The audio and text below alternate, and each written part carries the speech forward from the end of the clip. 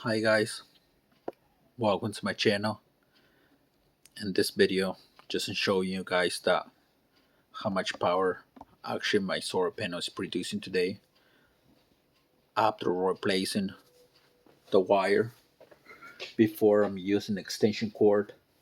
If you see in my other video before that, and I decided to order the 10 gauge wire, and I see the difference a lot better.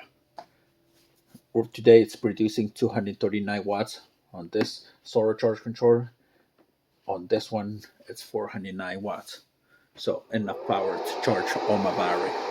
Right now, I'm running on a heater, freezer, couple lights, and I'm really happy about how much power actually is producing today. Thank you so much, guys, for watching.